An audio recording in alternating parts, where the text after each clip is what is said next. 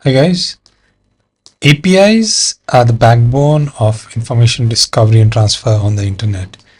They are structured primitives specifying how exactly a resource is requested or updated on the internet.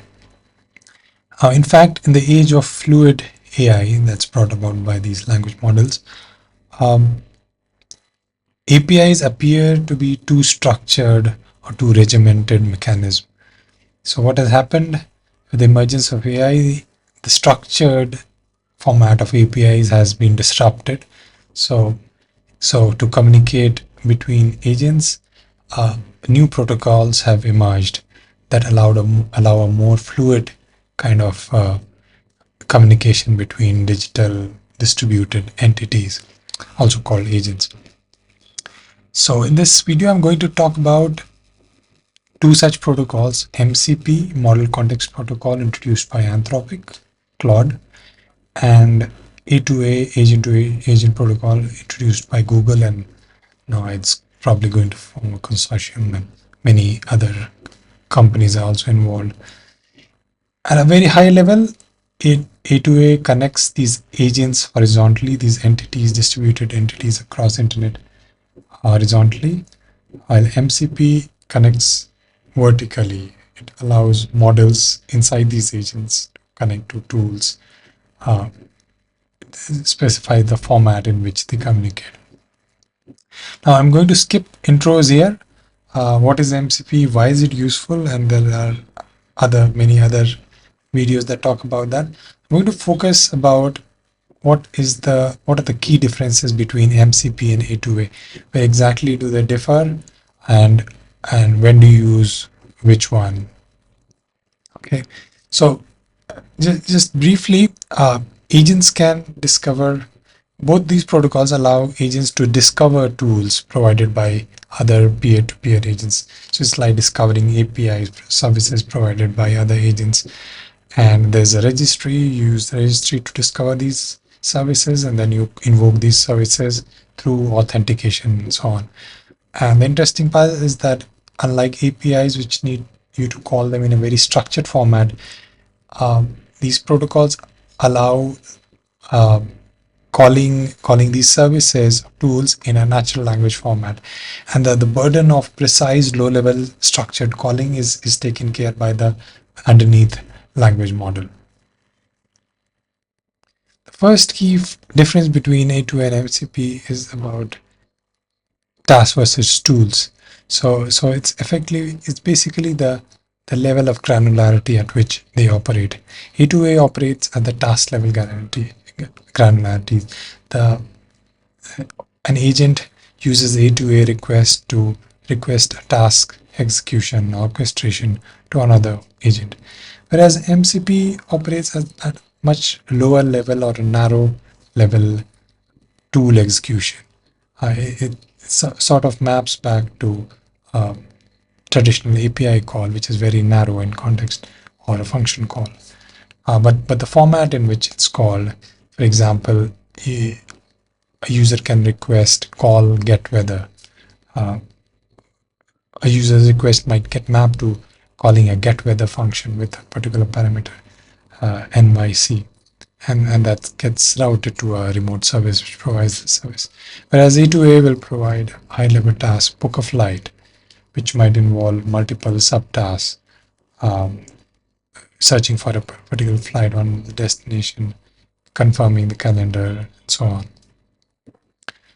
on. So the fundamental difference between these two is the level of granularity at which they operate.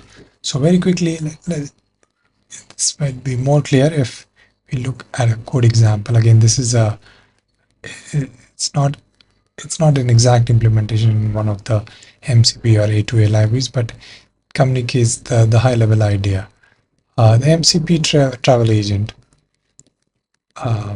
this one,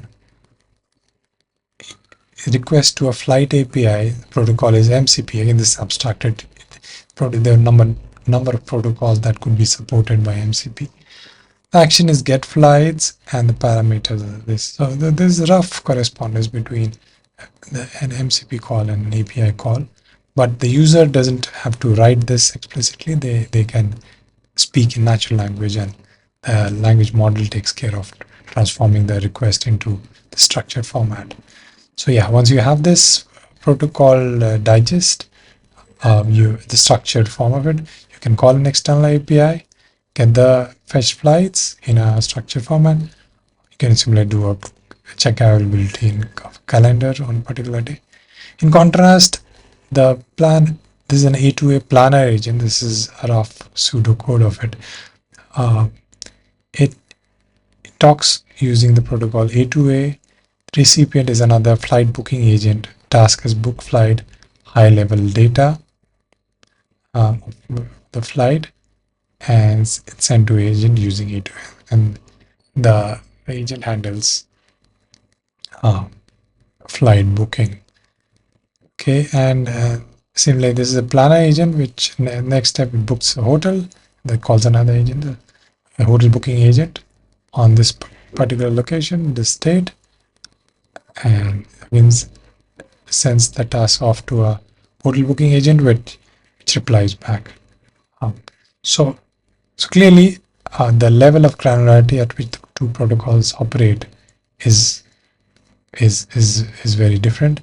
And A2A agent might internally use the MCP protocol to book a flight, or to get information or subtasks of booking a flight, while the agents talk in terms of this A2A protocol.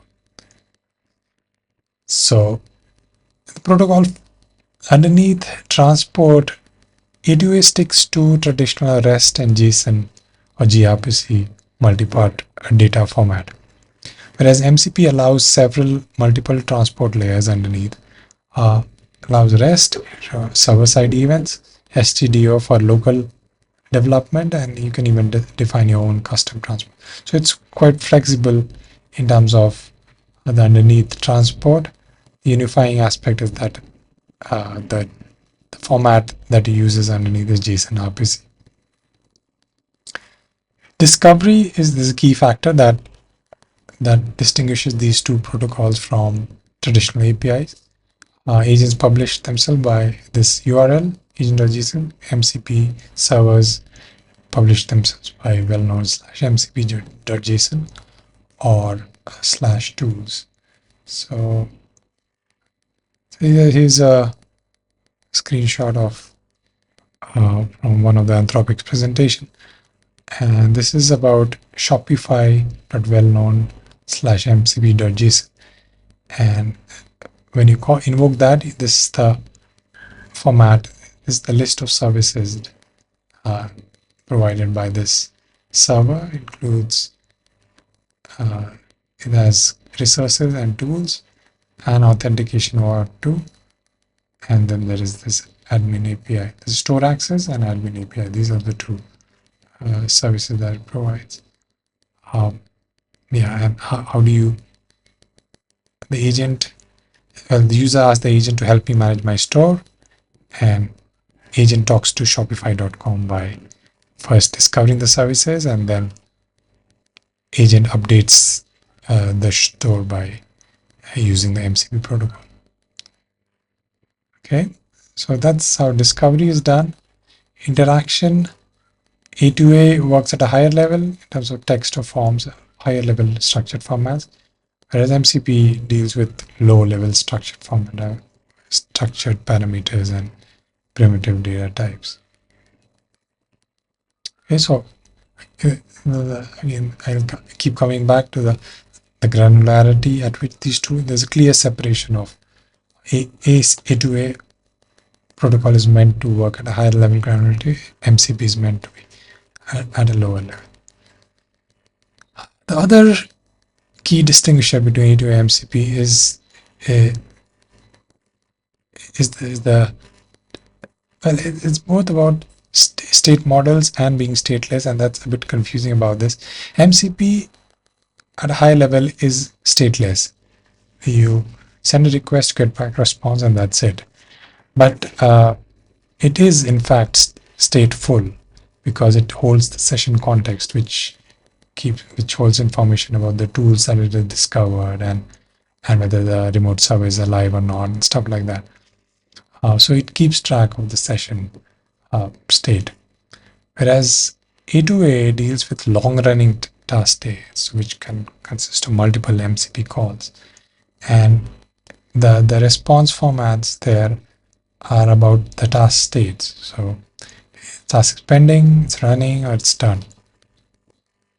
So again, there's a clear separation of tasks versus low-level calls here, and the return formats are also according to that. Finally, security and error handling is the both. MCP didn't have auth initially, and there were concerns about how secure it is or how it can be exploited or doesn't extend to enterprise. But both protocols now support OAuth. I should say OAuth 2, and but the low-level error formats are different. MCP has uses HTTP style errors, while A2A uses TAS level errors. Okay, I found this chart to be quite useful in understanding how the flow happens, how the protocol sequence of action the protocol happens. So it's a host which talks to the MCP client on the host, which talks to an MCP registry or a local or remote MCP server. So this top level part is about discovery, and so first authentication. You talk to you discover the registry by talking to the well-known MCP.json.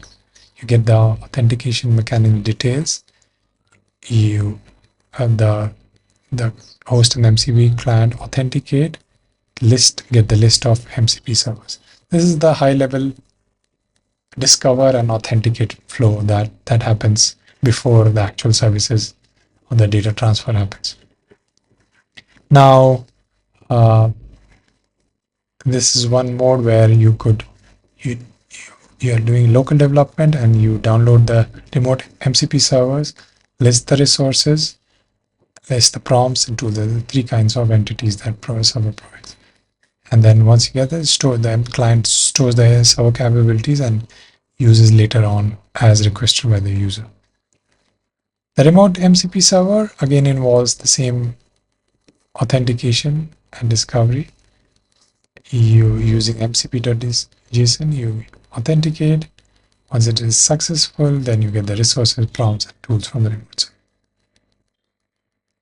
So that's a high level flow of intuition of how the flow of